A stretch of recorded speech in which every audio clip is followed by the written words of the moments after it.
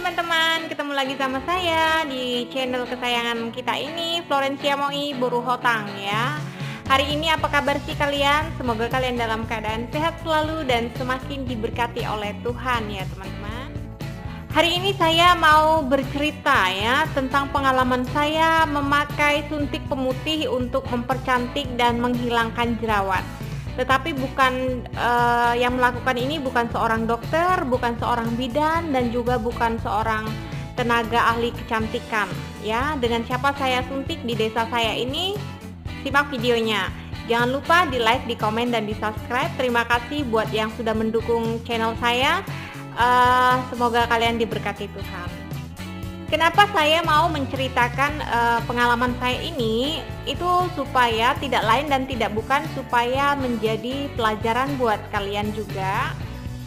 Perempuan mana sih yang nggak pengen cantik di dunia ini teman-teman? Apalagi dilihat sama suami, pasti seneng banget ya. Begitu juga dengan saya. Waktu itu saya kan lahir di Jakarta, kemudian merantau ke Sumatera bersama orang tua saya. Kemudian setelah tamat SMA saya bekerja di Jakarta lagi. Itu 2 tahunan teman-teman. Di sana itu nggak sampai 1 bulan kulit saya itu bersih sekali seperti orang Cina ya. Karena apa? Karena udara di sana tuh walaupun panas cuman kan mengandung banyak air, jadi kulit saya itu cepat bersih. Lalu setelah menikah saya kan diajak sama suami saya pindah-pindah tuh, karena tempat kerja dia pun berpindah-pindah. Jadi kulit saya itu berubah menjadi hitam, karena di Sumatera ini, apalagi di tempat kami tinggal ini kan daerahnya mengandung banyak minyak ya, banyak borboran gitu, borboran minyak. Jadi kan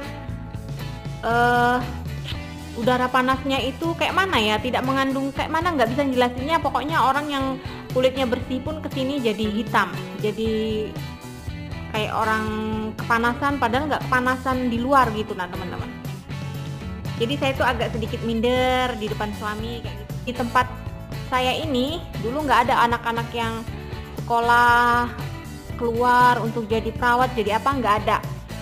Di sini itu kebanyakannya tamat SMP nikah. SMP loh ya. Untung-untung kalau tamat SMA itu kebanyakannya seperti itu, menikah. Lalu SMA kelas 1 menikah, seperti itulah. Jarang sekali ada yang tamat SMA, itu jarang sekali. Lalu seiring waktu berjalan, tiba-tiba di desa saya ini ada anak yang memang betul-betul dia mau sekolah ke Jawa waktu itu. Dia pulang ke sini, ibunya kan di sini. Dia itu buka praktek seperti apa? Kayak praktek bidan, tapi dia tuh bukan seorang bidan. Dia katanya dia bekerja di Jakarta itu sebagai asisten dokter kecantikan, pindah-pindah dia itu kerja.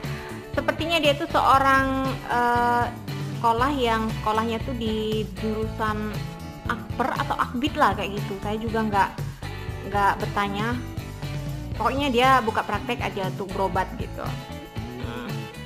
Lalu waktu itu saya pernah beli obat batuk sama beli susu ke situ.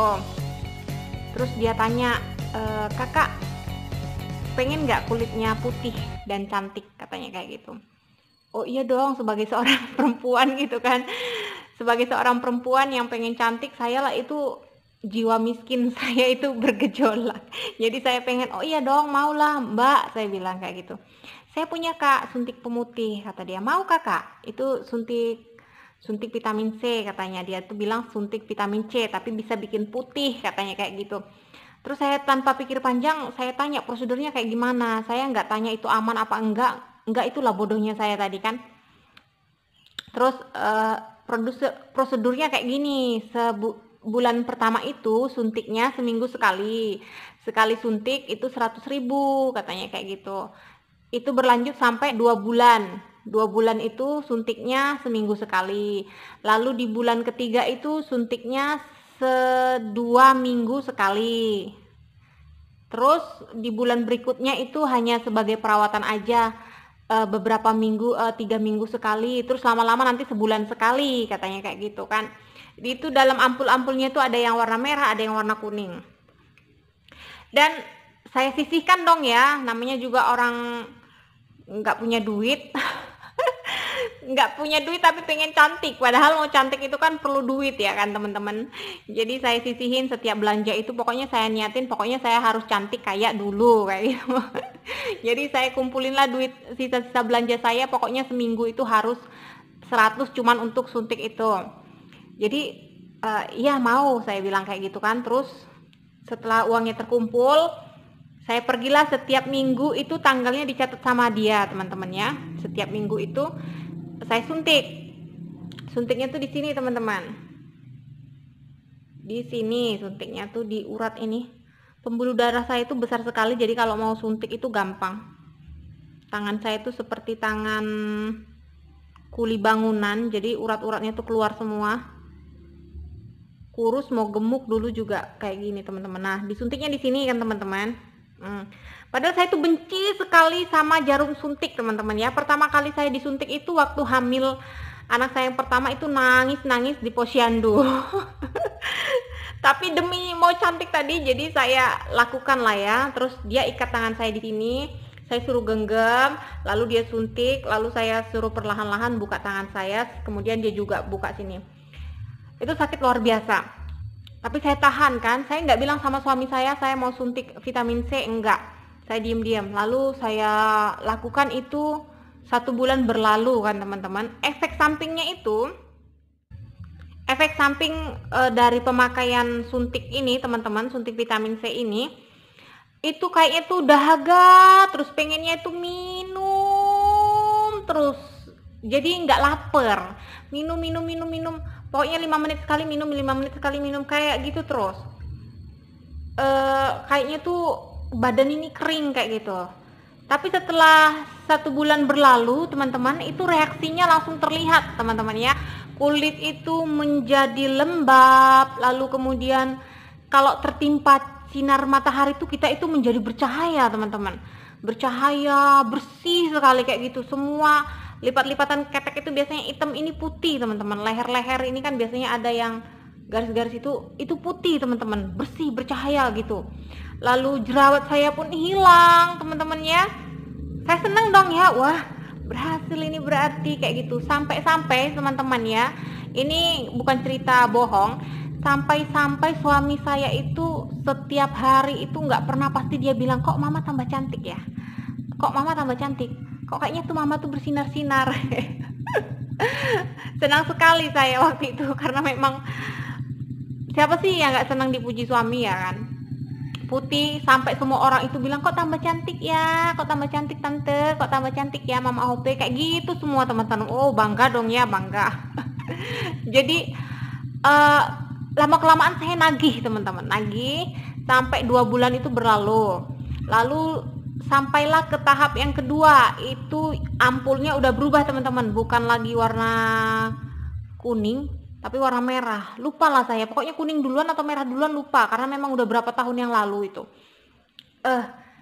Setelah itu ganti dong ya, tapi di bulan yang ini, yang ke bulan ketiga ini, itu semakin lama saya semakin tegang, nggak tahu kenapa saya semakin takut. Jadi setiap kali suntikan itu bengkak teman-teman. Bengkaknya itu sebesar kelereng besar sekali, itu warna biru lebam di sini. Lalu pindah ke sini juga sama bengkak kayak gitu. Jadi saya takut dong ya, kok setiap ini bengkak. Jadi kan setiap seminggu sekali, tiap minggu kan harus disuntik tuh. Tapi karena bengkaknya nggak hilang, jadi kan nggak bisa tuh teman-teman. Aduh gimana nih, nanti saya berubah lagi jadi jelek. Kan teman-teman, waktu itu ada berita, mungkin kalian pernah dengar ya, dan saya inget terus itu sampai sekarang. Ada berita seorang anak gadis, anak remaja, itu anak SMA. Dia itu rajin sekali melakukan kegiatan ekskul di sekolah, dia anak pintar, semua kegiatan dia di sekolah itu dia ikutin. Dia ekskul sana, ekskul sini, lalu kemudian belum lagi les, dia berprestasi anak gadis ini. Kemudian dia itu diantarkan sama ibunya karena dia itu nagih suntik vitamin C teman-teman ya. Jadi biar fit terus badannya, biar sehat, dia itu ketagihan suntik vitamin C di berita itu kan. lalu dia diantarkan sama ibunya, karena badannya lemas, dia nggak enak, memang jadwalnya dia suntik vitamin C, dia pergi diantarkan ibunya, kok tiba-tiba diantarkan ibunya itu sama yang nyuntik itu teman-teman, bukan di pembuluh darah tangan, memang kan harusnya di sini seperti saya. Kok sama si yang penyuntiknya ini di pembuluh darah sini teman-teman. Jadi beberapa menit setelah disuntik dia itu sesak lalu mati teman-teman. Dan itu beritanya itu viral waktu itu, dan disebut yang nyuntik itu jadi malpraktek. Saya udah agak lupa berita itu. Kenapa ibu itu perginya ke si bidan ini, kenapa nggak di tempat yang biasanya, saya lupa, memang waktu itu dijelaskan cuma saya lupa, tapi berita ini nggak akan saya lupakan sampai sekarang. Dan sejak itu teman-teman saya itu ketakutan, jadi nggak pernah suntik lagi. Saya takut ya teman-teman, saya takut banget karena kalau suntik putih itu bikin nagih teman-teman, bikin ketagihan. Kalau memang dibutuhkan kalian suntik vitamin ini, datanglah sama ahlinya teman-teman ya. Ada penampakan. Datanglah sama ahlinya yang benar-benar memang berpengalaman teman-teman ya, jangan asal-asalan seperti saya ya. Karena memang kan di situ dibutuhkan kadarnya seperti apa, dosisnya seperti apa, kandungannya bagaimana, dan supaya tidak ketergantungan itu seperti apa, kalian harus tanya benar-benar.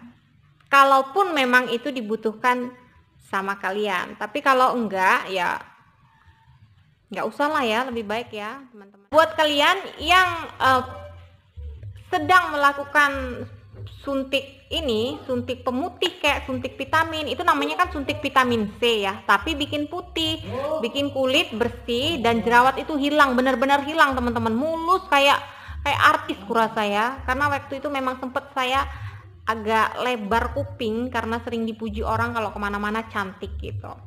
Jadi sejak ada berita itu saya jadi ketakutan, saya jadi shock, takutnya saya nanti ketagihan dan nggak bisa lepas dari ketergantungan si vitamin C ini.